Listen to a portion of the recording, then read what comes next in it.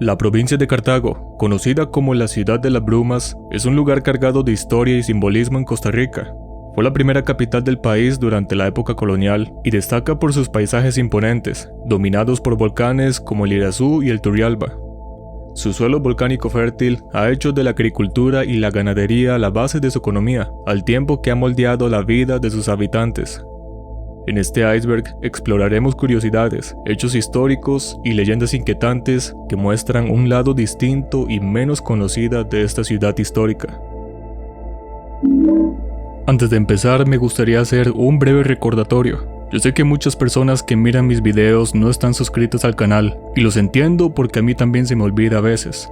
Pero créanme, que un solo clic en ese botón de suscribirse me ayuda enormemente a seguir creando más contenido. También tu me gusta y comentario me ayuda a que este video llegue a más personas. Muchas gracias por ver y dicho esto, empecemos. Empezamos con el nivel 1.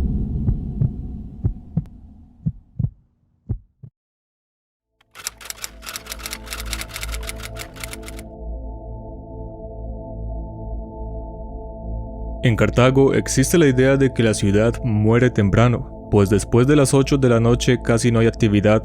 Esta creencia se ha convertido en parte de la identidad local y con el tiempo se volvió un chiste común en redes sociales y hasta en memes. A diferencia de San José, con zonas de vida nocturna muy activas como la California o la calle de la Amargura, en Cartago la gran mayoría de negocios cierran temprano. Esto se relaciona tanto con el clima frío de las noches como con el estilo de vida más tranquilo de sus habitantes. Además, factores sociales aumentan esta percepción. Cartago tiene una población adulta mayor bastante numerosa, con más de 90,000 personas en este grupo, lo que equivale a un 16.2% de su población. También es una provincia agrícola, donde muchos trabajadores se levantan antes del amanecer, lo que los lleva a acostarse temprano. Todo esto ha contribuido a la fama de que, llegada la noche, en Cartago no pasa absolutamente nada.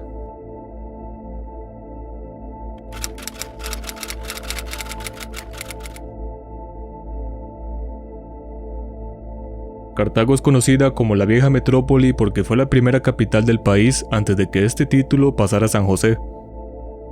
El cambio se dio tras la batalla de Ochomogo en abril de 1823, el primer conflicto civil de Costa Rica.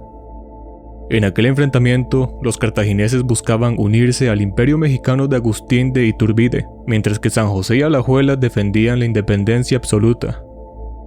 La batalla sucedió en el Cerro Ochomogo, cerca de Cartago, y fue liderada por Gregorio José Ramírez. El triunfo de este bando aseguró la independencia del país y definió un cambio en la política nacional, trasladar la capital a San José. Desde entonces, Cartago quedó marcada con el nombre de la vieja metrópoli, un título que recuerda su pasado como centro político y social.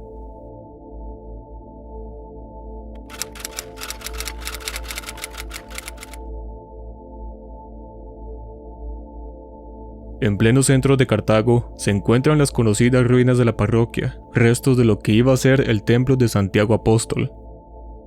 Más allá de lo religioso, este lugar tuvo una importancia histórica muy grande, ya que en octubre de 1821 sus campanas anunciaron la noticia de la independencia enviada desde Guatemala.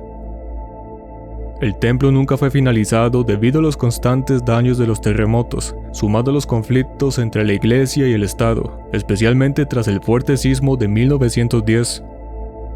Con el paso del tiempo, surgieron leyendas que atribuían las destrucciones a maldiciones y castigos divinos, lo que dio un aire de misterio al sitio.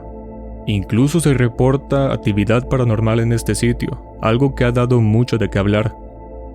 Hoy en día, su estado ruinoso no solo conserva memoria histórica, sino que también atrae a turistas y curiosos interesados en las historias que lo rodean.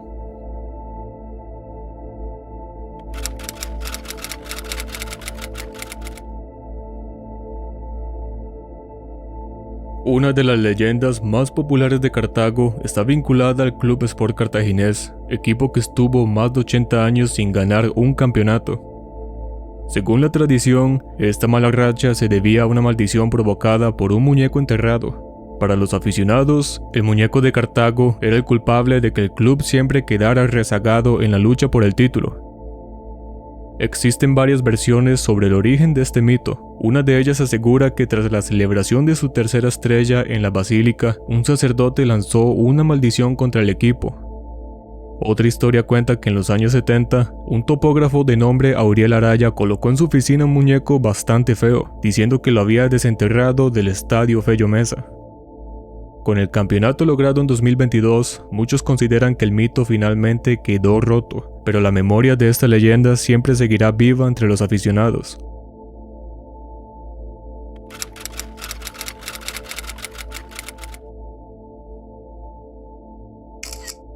Cristóbal de Jesús Garro Castillo, conocido como Cazadora, fue un personaje pintoresco y muy querido en Cartago. Vivía en Churuca y trabajaba en oficios sencillos como reparar sombrillas o utensilios. Con el tiempo, se construyó un armazón similar a un autobús, o como se le decía en esa época, cazadora, a la que se le colocó espejos y hacía ruidos para imitar el motor. Con ella recorría las calles de Cartago y hasta San José, convencido de que conducía un bus real. Descalzo, con una pañoleta roja y una camiseta sin mangas, Cazadora simulaba choques, frenazos y hasta gritaba frases como si hablara con pasajeros imaginarios. Era un personaje que llenaba de curiosidad y simpatía a quienes lo veían pasar. Sin embargo, sus últimos años fueron duros, pues terminó en condición de indigencia y falleció en 1993, dejando tras de sí una de las figuras más entrañables y excéntricas de la provincia.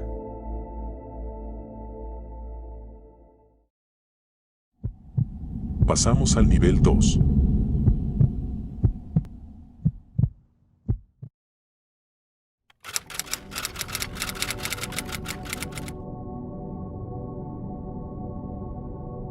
En el distrito de Paraíso, a sus habitantes se les conoce popularmente como brujos o brujas. Muchos lo toman con orgullo y hasta lo usan como un apodo propio, sin preguntarse de dónde viene. Para algunos, el sobrenombre está ligado a la idea de que en esta zona se practicaba la brujería.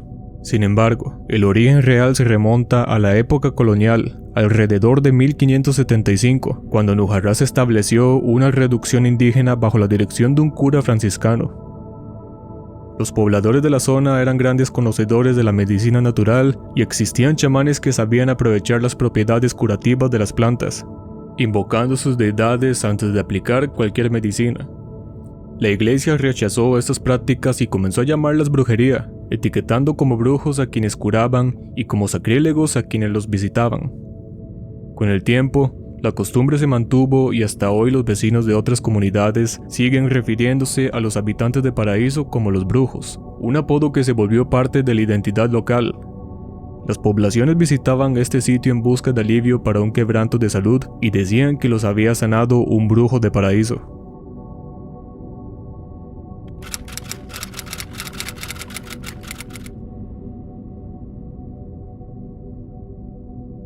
Antes de la llegada de los españoles y la fundación de Cartago, el Valle del Guarco estaba dividido entre dos caciques: Co, que gobernaba la parte norte, y Guarco, un líder invasor que dominaba el sur.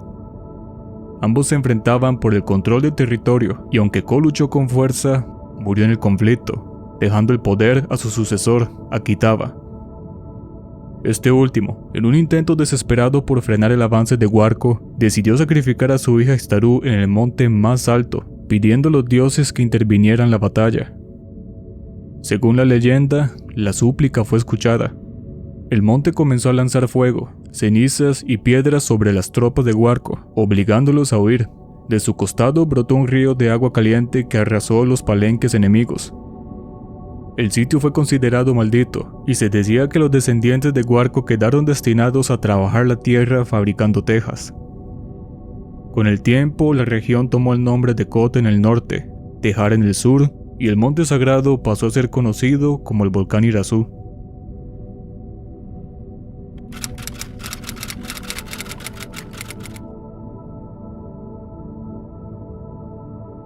Ujarás guarda uno de los templos más antiguos del país, la iglesia de Nuestra Señora de la Limpia Concepción, construida en 1580. Durante los siglos XVIII y XIX, la zona sufrió inundaciones, terremotos y epidemias, lo que llevó a sus habitantes a abandonar el lugar. Aunque se dice que las condiciones naturales fueron el motivo principal del abandono, algunas versiones aseguran que también hubo motivos políticos detrás de la decisión. Desde entonces, el templo quedó en ruinas con un aire misterioso que atrae a visitantes y curiosos. Con el paso de los años, surgió una leyenda que afirmaba que en las ruinas de Ujarrás estaba escondido un tesoro de la época colonial. Los rumores nacieron entre historias de piratas, rebeliones e invasiones que azotaron el sitio. Sin embargo, más allá de si el tesoro existe o no, el mito refuerza el ambiente enigmático del lugar. Muchos afirman que al caminar por la zona se siente como si el tiempo se hubiese detenido, envolviendo al visitante en una energía bastante curiosa.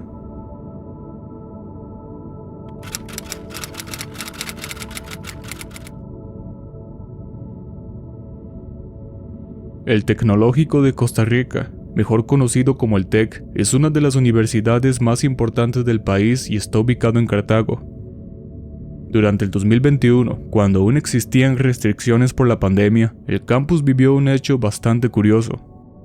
Varios coyotes comenzaron a pasearse libremente por las instalaciones. Las fotos y videos que circularon en redes sociales mostraban a los animales caminando tranquilamente entre los edificios, sorprendiendo a estudiantes y a vecinos.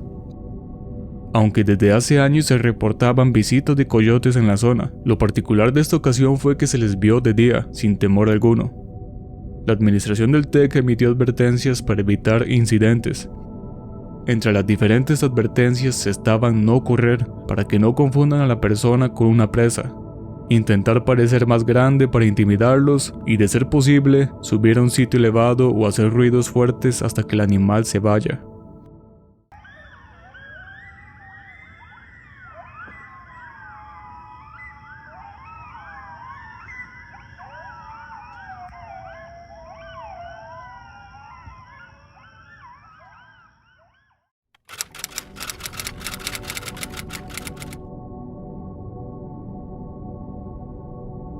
Si hablamos de lugares marcados por lo sobrenatural en el país, el Sanatorio Durán ocupa siempre un lugar importante. Fue inaugurado en 1918 por el Dr. Carlos Durán Cartín como hospital para atender a pacientes con tuberculosis, pero con el tiempo quedó abandonado debido a los pocos contagios. Hoy en día, sus instalaciones en mal estado, ubicadas en Oreamuno, son visitadas tanto por turistas como por personas atraídas por leyendas de apariciones y sucesos extraños. Las leyendas sobre este sitio son abundantes. Algunos visitantes aseguran haber visto figuras humanas asomarse por las ventanas o haber escuchado voces en pasillos vacíos. Una de las historias más famosas es la de la fotografía donde aparece un niño fantasma junto a una familia que nunca notó su presencia en el momento. Incluso los cuidadores afirman que las manifestaciones son tan frecuentes que llegaron a interactuar con ellas. Además, en distintos foros se habla de restos óseos encontrados en la propiedad, lo que tiene sentido al recordar cuántas muertes sucedieron entre sus paredes.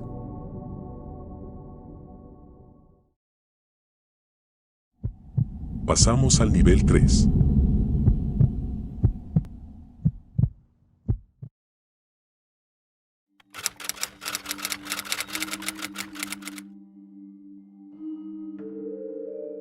En el año 2019 surgió una página de Facebook llamada Confesiones Tech, un espacio donde los estudiantes de la universidad compartían de manera anónima sus experiencias, la mayoría relacionadas con temas amorosos o sexuales. Sin embargo, una publicación en particular causó un gran escándalo. Una mujer confesó que estaba contagiada de VIH y que mantenía relaciones con distintos hombres con la intención de transmitirles el virus. La noticia se viralizó rápidamente en redes sociales, generando preocupación entre los estudiantes y obligando a la propia universidad a pronunciarse. Con el paso del tiempo, la página desapareció, aunque todavía circulan publicaciones que constatan la existencia de aquella confesión. Es importante aclarar que la publicación viral provino de una página que imitaba a la original, o sea, esta que estás viendo en pantalla. La página copia, por decirlo así, fue la que hizo la publicación viral y ya no existe. En medio de la polémica, estudiantes afirmaron haber sido víctimas y otros compartieron consejos para cuidarse. La universidad incluso lanzó un video en el que criticó la página y marcó la importancia del tema, cerrando con una frase que decía: "Se les agradece por nada". A pesar de las aclaraciones, el caso generó una mezcla de histeria colectiva y memes que quedaron grabadas en la memoria estudiantil, y fue un tema bastante controversial por mucho tiempo.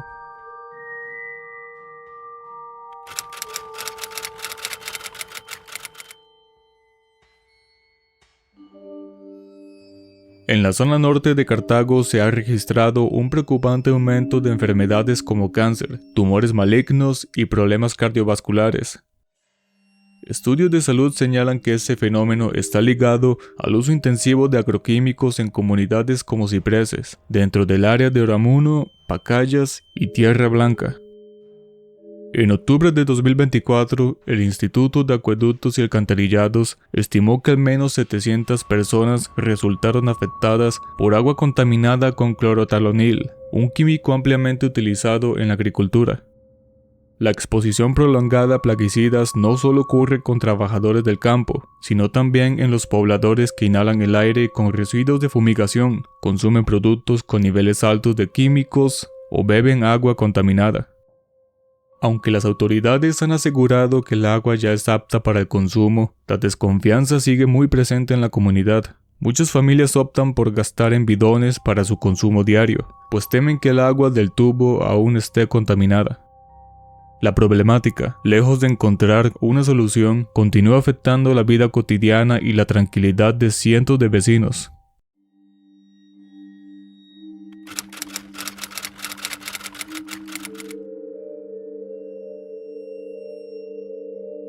En Cocorí de Aguacaliente, la construcción de un complejo habitacional reveló un hallazgo inesperado: restos óseos y tumbas que parecen pertenecer a un antiguo cementerio indígena. El lugar está ubicado justo frente al monumento arqueológico de Aguacaliente, un sitio ya conocido por albergar vestigios precolombinos. Los arqueólogos explican que los restos podrían corresponder a una aldea que existió entre los años 900 a.C. y 1500 después de Cristo, lo que lo convierte en un descubrimiento de gran valor histórico. Este asentamiento habría estado relacionado con el cacicazgo de la zona, y los hallazgos permitieron recuperar osamentas humanas y animales, así como piezas de cerámica e instrumentos de piedra. Algunos objetos servían para cocinar o almacenar alimentos, mientras que otros eran herramientas agrícolas o utensilios de madera. Incluso se encontraron semillas carbonizadas, lo que ofrece pistas sobre la dieta de la época. Todo este material fue trasladado al Museo Nacional, ya que pertenece al patrimonio del país, permitiendo que la construcción continúe una vez finalizado el rescate arqueológico.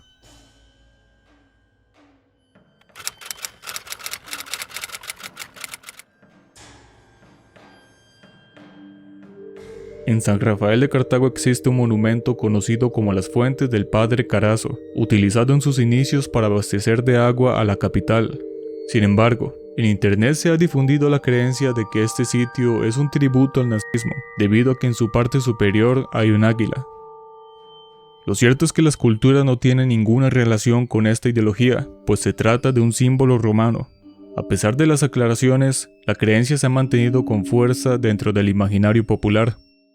La fuente fue construida a inicios del siglo XX y es propiedad de Acueductos y Alcantarillados.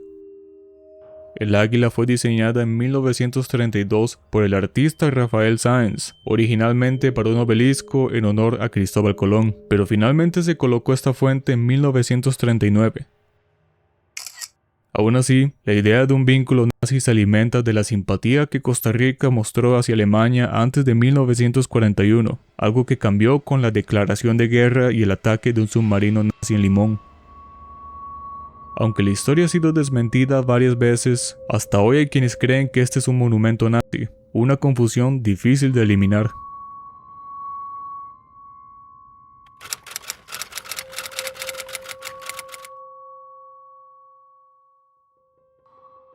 En 2021 se hizo viral la noticia del hallazgo de posibles túneles bajo la Plaza Mayor de Cartago. El descubrimiento se dio durante las excavaciones para la construcción de un monumento conmemorativo al bicentenario, cuando encontraron 2 accesos que despertaron de inmediato la curiosidad pública. Aunque algunos aseguraron que se trataba de simples alcantarillas antiguas, la mayoría se inclinó a pensar que se trataban de túneles, lo que encendió nuevamente las leyendas que rodean la ciudad. Vecinos y curiosos mencionaron que esos pasadizos podrían conectar con antiguos edificios como el Teatro Apolo o el Colegio San Luis Gonzaga. Otras historias van más allá y aseguran que la red de túneles se extiende hasta la laguna Doña Ana, atravesando zonas como Llanos de Santa Lucía. El propio alcalde de Cartago en ese momento señaló que se harían estudios para determinar si existe realmente una red de túneles, una leyenda urbana que por generaciones ha intrigado a la población y que aún no tiene ninguna respuesta definitiva.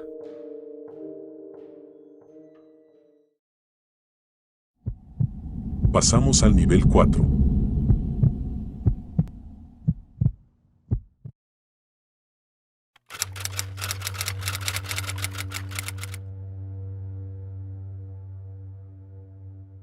Entre el 13 de abril y el 4 de mayo de 1910, la ciudad de Cartago vivió una de las mayores tragedias sísmicas en la historia del país. La secuencia de temblores comenzó con un sismo de magnitud 5.8 con epicentro en San José, que dañó viviendas, iglesias y edificios públicos. Pero el evento más devastador ocurrió el 4 de mayo, cuando un terremoto de 6.4, esta vez con epicentro en Cartago, destruyó casi por completo la ciudad. La sacudida, que duró 16 segundos, fue suficiente para botar estructuras debilitadas y causar el colapso total de los templos, conventos, escuelas y hogares. Se estima que al menos 700 personas murieron y miles resultaron heridas. El impacto fue tan severo que Cartago tuvo que ser prácticamente reconstruida desde cero. El desastre también marcó un antes y un después en la arquitectura del país. Se prohibió el uso de adobe y bahareque, y se comenzaron a impulsar técnicas de construcción más resistentes. Además de la tragedia humana, el temblor dejó escenas macabras, como la apertura de nichos en el cementerio general, donde quedaron expuestos huesos y diferentes restos humanos. La catástrofe quedó grabada en la memoria nacional como uno de los episodios más dolorosos en la historia del país.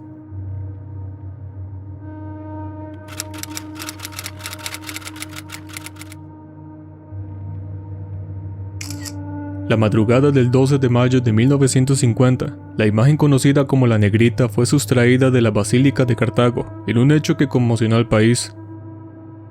2 hombres ingresaron al templo con la misión de robar las vestiduras de la imagen, y en medio del asalto, asesinaron al guardia Manuel Solano.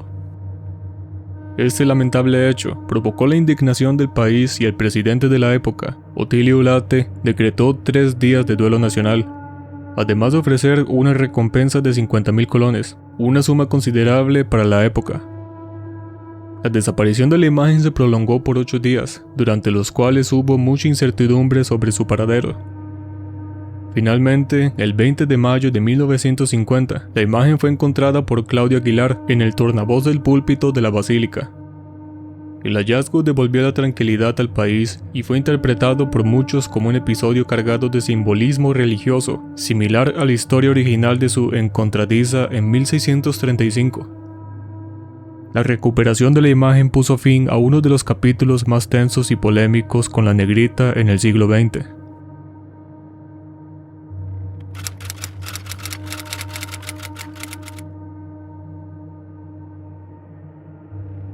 En el convento de los frailes menores capuchinos de Cartago, se conserva una imagen de Jesús Nazareno que ha formado parte de las procesiones de Semana Santa por más de un siglo.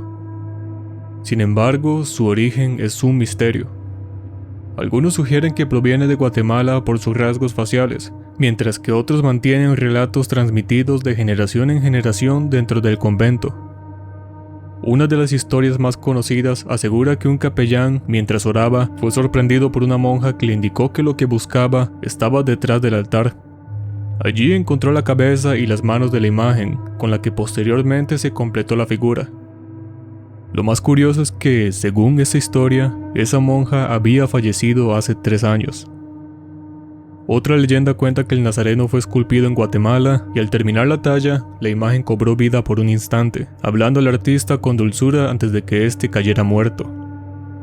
Del mismo modo, la Virgen de los Dolores que acompaña al Nazareno también está rodeada de misterio. Algunos aseguran que fue donada por una familia española en agradecimiento tras sobrevivir a un naufragio. Aunque las versiones varían y ninguna ha sido confirmada, lo cierto es que ambas imágenes se han convertido en piezas importantes de la devoción cartaginesa en la Semana Mayor.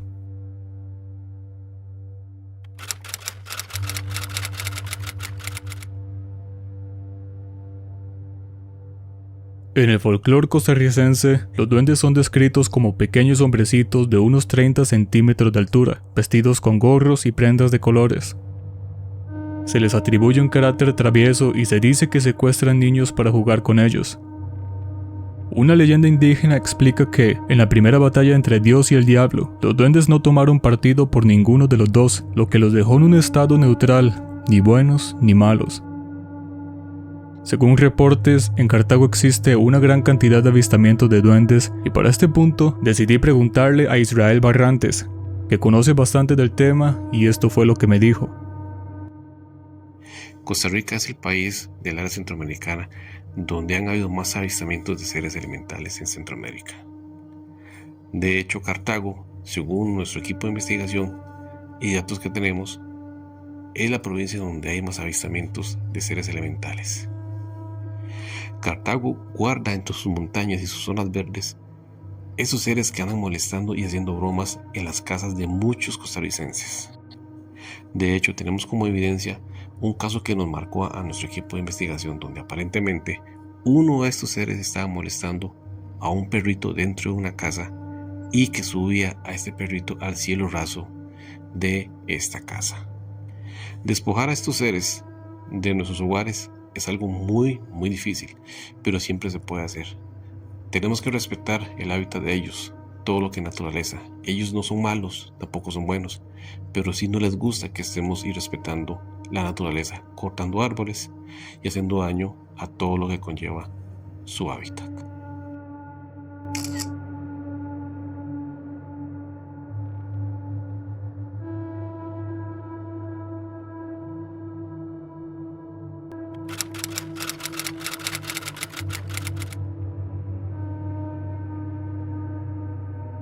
La leyenda del niño de Casamata se desarrolla a lo largo de la Ruta Interamericana Sur, en el tramo que atraviesa la comunidad del mismo nombre en el Guarco de Cartago.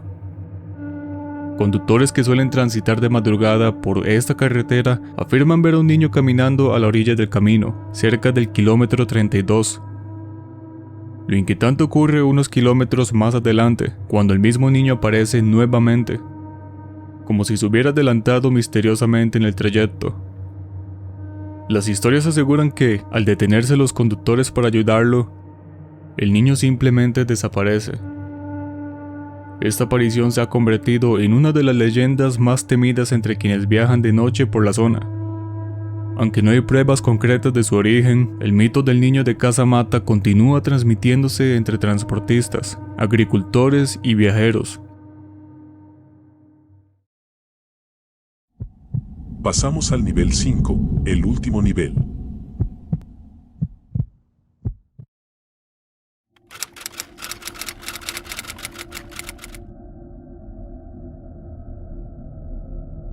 En 1775 se registró en Cartago el único caso conocido de acusación por brujería durante la época colonial.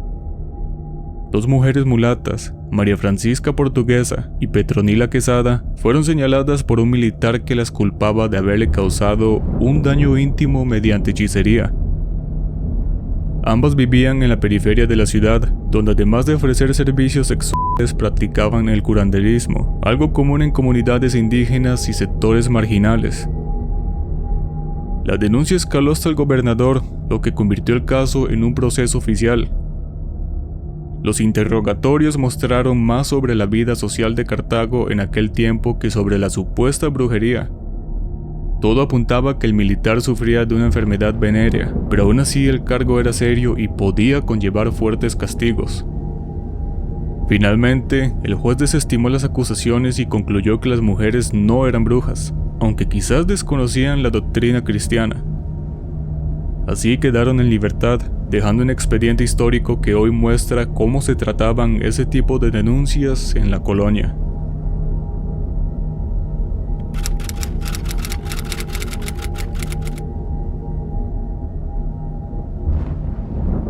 La Casona del Paño en Cartago es un edificio de estilo victoriano construido entre 1916 y 1920, poco después del gran terremoto que destruyó la ciudad. Originalmente fue una vivienda particular, pero en 1942 pasó a funcionar como institución de bienestar social. Desde sus primeros años, la casa estuvo rodeada de diferentes leyendas. Se decía que un fantasma aparecía en el lugar, lo que hizo que fuera difícil de venderla. Con el tiempo, el Estado adquirió la propiedad y la convirtió en la sede del Patronato Nacional de la Infancia. Sin embargo, las historias de espectros no desaparecieron. Los vecinos y funcionarios aseguraban que ahí se manifestaba el espíritu de una dama de alta sociedad de tiempos coloniales. Incluso en 1969, un abogado del propio Pani afirmó haber escuchado el testimonio de una vecina que vio a la misteriosa aparición. Hoy el inmueble es patrimonio histórico y aún se recuerda como una de las casonas más antiguas y enigmáticas de Cartago.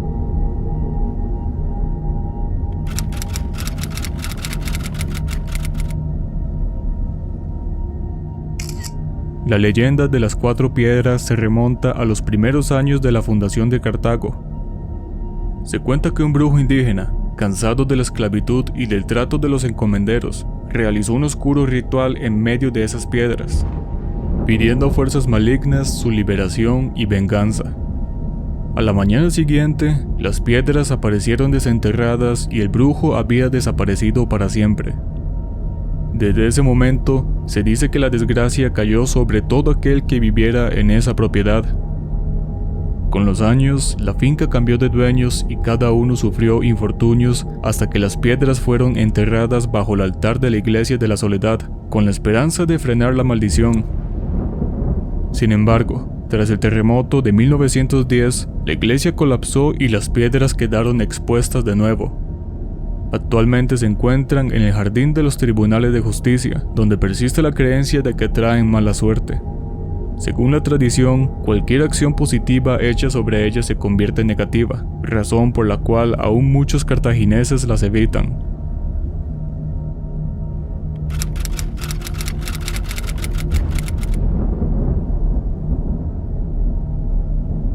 En Paraíso de Cartago vivió un hombre cruel al que le gustaba hacer sufrir a los demás. Quemaba plantas, molestaba a los niños e incluso se decía que los secuestraba para hacerles daño. Tras su muerte, su alma no encontró descanso y según la leyenda, terminó saliendo del infierno convertido en un ser fantasmal con ojos en llamas, cuerpo cubierto de fuego y una extraña piel azul. Desde entonces, este espectro, conocido como el Espantajo Azul, aparece en la ruta que conecta Cartago con Paraíso. Aunque infunde miedo con su aspecto ardiente, también se dice que persigue especialmente a quienes hacen daño a otros, como una advertencia de que el infierno existe. Así, la figura de este espíritu quedó marcada en el folclore de la zona como un castigo viviente para los malvados.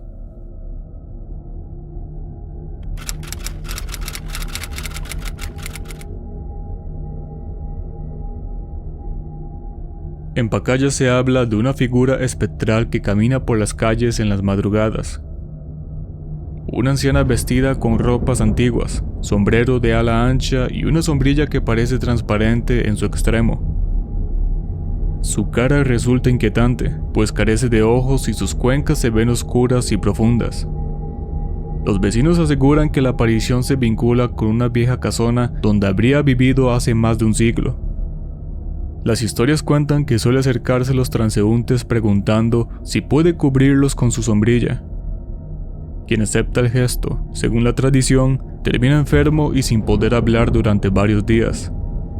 Otros afirman que rasguña ventanas en casas donde aún hay personas despiertas durante las noches. Por esa razón, muchos en la comunidad aconsejan acostarse temprano y no responder a su inquietante petición.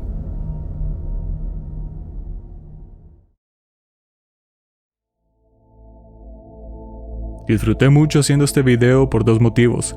Primero, porque soy de Cartago y eso me permitió sentir como una conexión especial con varios de los temas. Y segundo, porque mi primer iceberg provincial, por decirlo de una manera, fue sobre San José y también fue mi primer video utilizando mi voz.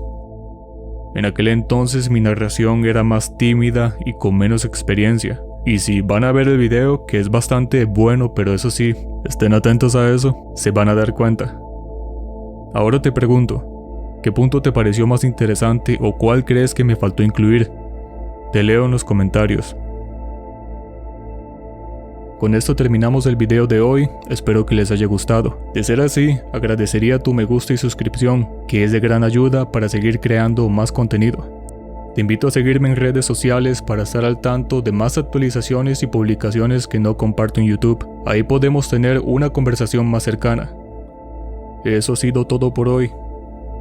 Adiós.